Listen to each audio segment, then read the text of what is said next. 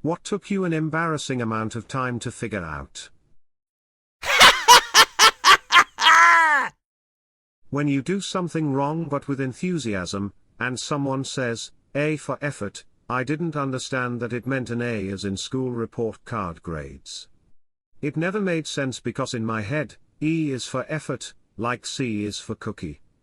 I finally had someone explain it to me sometime after I turned 30. There's a Garfield comic from 1983 where Garfield says that he hates designer sweaters. Then he lifts an arm and says, "The lizard chew a hole in the armpit." It took me until about 2017 to realize that he's referring to the Lacoste crocodile. I have spent basically my entire life referring to every hole that forms in a piece of clothing as being caused by the lizard but without actually getting the joke. I thought it was just the surreal, absurdist humor that Garfield is known for. That the trough in a porta potty is for the guy to pee in. I said to my dad one day, "How are you supposed to wash your hands in that sink with no water?" He stood there in shocked disbelief as he explained to me that is where you are to pee. I was probably around 18 when this happened. I have worked in a salvage yard specializing in European cars for the last decade. Everyone here calls these very specific type of pliers sob pliers, and not being well versed in tools I just assumed that's what they were called. Took me about 5 years to realize that they are calling them Saab pliers because they find them in Saabs. In Lady and the Tramp the humans are called Jim, Dear and Darling. I was in my 30s before I realized that wasn't their actual names, it was what Lady heard them calling each other. Edit, wow. Woke up to all these comments. I'm not as embarrassed now. Thank you all. I've been reading my 2-year-old Disney stories for almost a year and never thought about this. I always thought they were super weird names and didn't consider the stories, while not written in their voice, were still written from the dog's perspective. I'm also in my 30s. I never understood a stitch in time saves 9 inches. I was always like saves 9 what? It saves 9 stitches. It means a little preventative maintenance can save you from needing big repairs. Put a stitch in the cloth to strengthen it, and you won't have to mend a tear down the road. I think it clicked in my late 30s.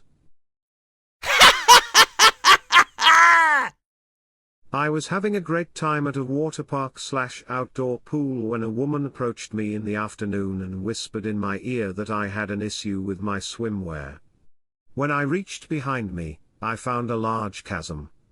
My white, untanned ass crack was visible through the fabric, which had been torn straight down the middle. No one said anything to me while I was rushing around like this all day. I thought that ponies were baby horses till I was like 24. My 40-year-old co-worker and I got into a debate about foals, baby horses, versus ponies, because he thought ponies were baby horses. I also had to explain that ponies are full-grown, and can birth foals, too. He couldn't believe it, and it blew his damn mind when he realized I was correct. Then, we got started on mini horses. And how many horses can have foals, too? Hoo boy, that really threw him for a loop Lamau. Edit, so glad that I could be able to teach all of you something new. Smile, thanks for silver. When I was 16 this girl called me. She asked if I had ever just called up a friend wanting to try to get laid. I said no. We talked about it, I encouraged her, I thought it was okay, blah blah blah, wished her luck, hanging up. About 15 years later I randomly thought about that shit. That ringing in the ears is not a normal thing everyone experiences or a superstition that someone is talking about you. I was 30 when I realized that it is tinnitus, and not normal even though I've had it since I was around 13, too loud music.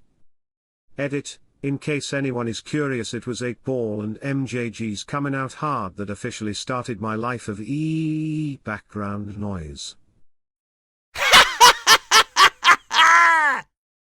When I was separating from the USAF, I had a medical outprocessing, and after the hearing test the tech said you didn't hear anything for the last minute. And I said no, just the normal background ringing that everyone hears. The tech looked at me and says what? That day I learned not everyone hears that. Took me 23 years on this earth to figure out that several was not in fact a way to describe 7 of something. Every time I heard it/read it, I thought people were always just being oddly specific about the number of something. Got into an argument with my grandfather about it and didn't believe it meant more than a few until I looked it up. Edit, this is the first ever time I've ever commented on a social media post, let alone read it. Was not expecting this to get this many likes. Glad my ignorance was shared and enjoyed by so many. I will never forget the guy who spent a good part of his life thinking the saying was knowledge is power. Francis Bacon. Edit, the original comment can be found here. Edit 2, thanks for the awards. Glad to know y'all had a blast with this story just like I did. How ring binders work. I thought you had to take out all the pages to add a new page to the back of the binder, which annoyed me in school because it could take a while having to realign all the pages to fit the holes in the binder. I was about 22 when I worked in a bookstore and my co-worker saw me take all the pages out, after which she showed me how it actually works. I will never forget the look of disbelief on her face. I was 50-ish when I realized that the little piggy that goes to market wasn't going fucking shopping. I'm just learning this devastating information now. I had a whole picture in my mind all this time of a cute piggy pushing a shopping cart at the grocery store I'd go to with my grandparents. This little piggy went to market, being sold to slaughter. This little piggy stayed home, not fat enough to slaughter yet. This little piggy had roast beef, fattening this piggy up to be slaughtered. This little piggy had none. Fat enough, will go to market tomorrow. This little piggy went, wee, all the way home. This piggy escaped from the market, and ran home in terror. You're welcome. The black market isn't an actual market. As a kid I thought it took place in dark alleys. As a kid Dare taught me that drug dealers were some grimy looking sketchy guy in a trench coat trying to coax me into a dark alley behind some dumpster to ply me with his illicit wares. Turns out it's some guy in khakis and a polo who wants you to meet him at 7 to 11 so he can also grab some snacks, and this is just his side hustle because his regular job doesn't quite pay the bills. That my childhood hamster did not, in fact, run away. When I was a kid my parents told us our turtle ran away and I believe it until like high school.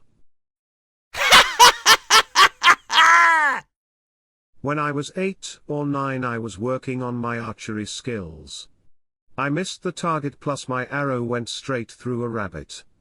I didn't even see the rabbit until I went to collect the arrows that had missed the target.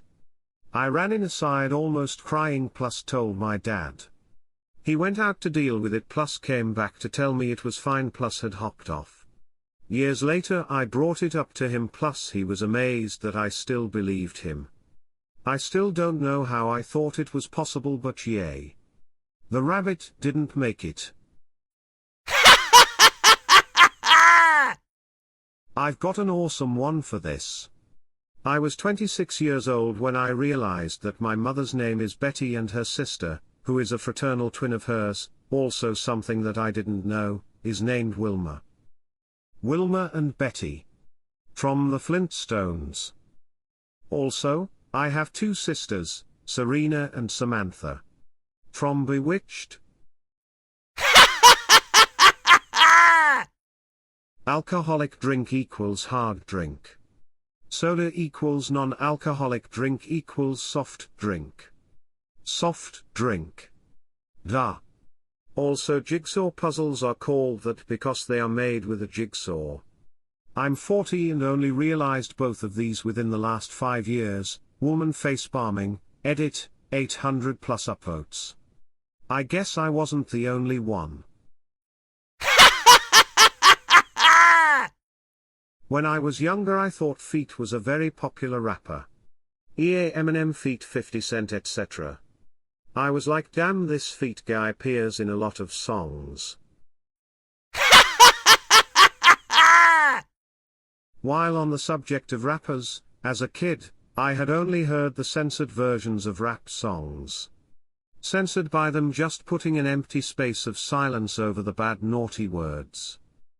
It took so long before I realized that the short silence sprinkled in at random intervals wasn't just a very common artistic choice in the genre. Literally a month ago, I'm in my 30s. When one cries crocodile tears, it means they are faking being sad.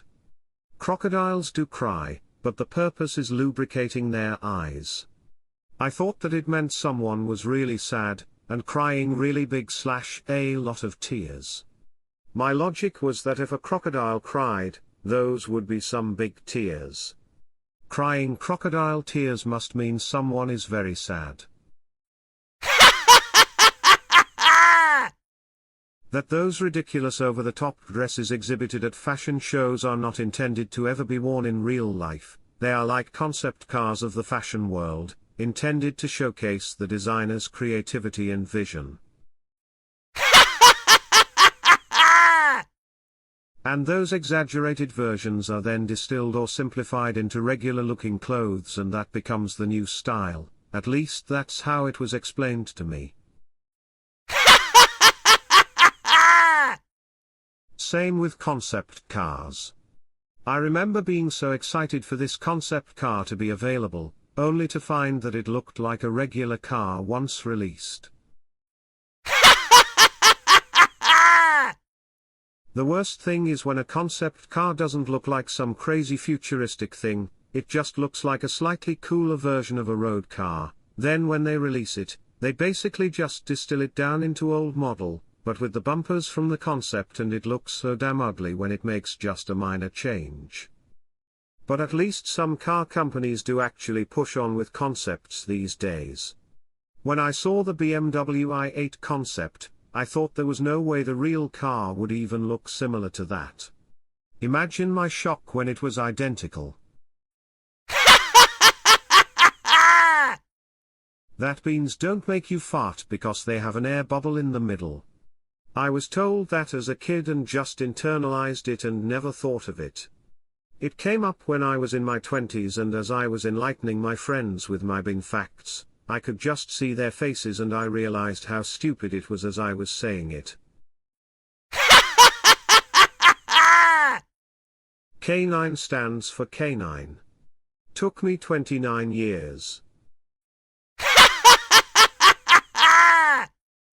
The police cars in my hometown were marked with a letter and a number, so like A2, B7, etc. I saw one marked as K9 and it had a dog in the back, which I thought was just coincidence. The car was marked K9 and had a police K9 in it. Amazing. I got some bizarre looks at home when I mentioned my exciting coincidence walking home from school. When I was growing up, the family would often do road trips to Vancouver, at least once a year. Just outside Williams Lake I would always observe a construction site where some sort of log house is being built. It was always half finished. After like a decade I was maybe 18 and finally made the comment about them still building that place. Apparently they build custom log homes on site, and disassemble and ship them out. Wait, why do they bother building them just to disassemble them? There is a lot of work that goes into shaping all logs so they fit together just right. This way they can get all that work done ahead of time on their own site, with full access to all their different shaped logs, and then when they get on site they only need a crane for a few days instead of weeks. Also, if you are curious, the company is called Pioneer Log Homes and there is actually a reality show about them. https://www.hgtv.ca/shows/timber kings/.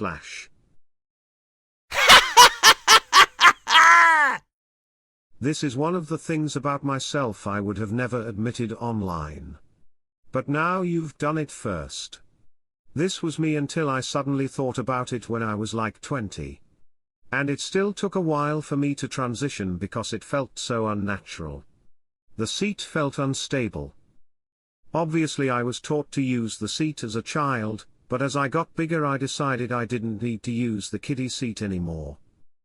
I always thought the whole keep the toilet seat down insistence was actually about the toilet lid, and women insisted on it because of tidiness or hygiene, i.e. when flushing. Now I know what it is about. The debate seems far more stupid. My husband and I had that discussion recently about trading in a car while it's still worth something versus keeping it until it's completely run into the ground, in a well-maintained but can't avoid entropy way, and needs repairs that outstrip the value of the car. A car can be worth $3-4K on the market, but, if you keep it, can still get you another 10 years of not having to buy a new car. The name Sean is pronounced Sean. Read an entire book where I pronounced it incorrectly in my head. Also, my mom told me as a kid that the black oil containers on trains contained chocolate milk and the white ones regular milk. It took me till I was about 18 to mentally conclude that was in fact a lie. So I am a lawyer, relevant for story. The city I used to work in had an old federal courthouse with a bar in it called the Illegal. You already figured out the pun, right? Did it take me until I went inside? Did it take someone saying it quickly so it sounded like they were saying illegal? No. It took way longer than that, as in multiple months. That when more than one person tells you they saw your husband with a woman who wasn't you, in his car, more than once, it probably means he's cheating on you, regardless of what he says. My uncle cheated during his marriage. During the early stages of his marriage, late 60s early 70s, my mom, his sister, saw him out with other women often enough. In her eyes it was all innocent, at the theater or a show, etc. She never once presumed he was cheating, as she views others as she views herself. That Santa exists, people were telling me for the longest time that he wasn't real. Glad I discovered that they were completely messing with me. There's a gentleman around where I live who I was convinced was Santa when I was a kid. Older man, big round belly, red shirt, black pants and suspenders, beautiful white beard, sparkly blue eyes, rosy cheeks, the glasses. He even handed out Santa business cards. I saw this man years later, when I was an adult. He had not aged at all, and it has been at least 15 years. We made eye contact, he winked, and I haven't seen him since. I am absolutely 100% convinced that this man was actually Santa. I'm from the IRS. My dad told me a joke when I was 8. I never understood the punchline until my 20s. The joke: a bartender had a long-standing bet that no one could squeeze juice out of a lemon after he had finished crushing it. Many men had come from miles around in hopes of winning the prize. Strong men, bodybuilders, blacksmiths with grip strength beyond normal men, but all had failed. One evening, a small gentleman in a suit walked through the door and asked to take the challenge. The bartender smiled his normal smile, grabbed a lemon, and crushed it to pulp in one massive fist. After the last drop fell, he passed it to the man with a sarcastic "good luck." The gentleman rolled up his sleeves over scrawny arms, took the lemon, and began to squeeze. After a few moments, 7 drops fell out.